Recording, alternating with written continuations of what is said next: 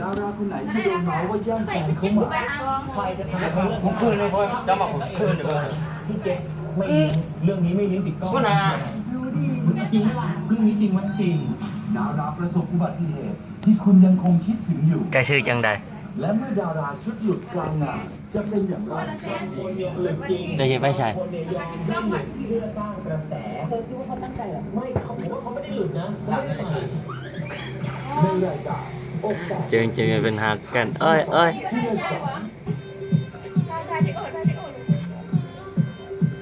แม่ไปกอด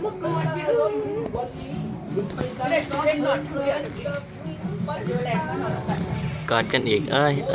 เจอเป็นตาสับเอ้ยลูกเป็นตัวเจอเป็นเห็ดเจอเป็นเห็ดเป็นยุ่มกัน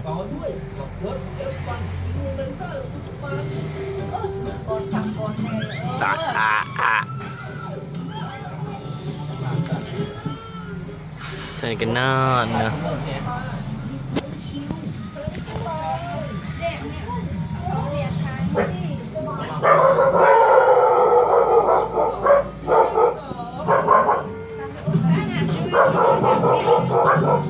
ดูหน่อยไหมครับผมผลรางวัลนะครับก็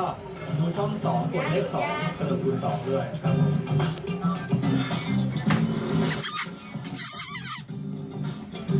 ช่อง2ที่เลข2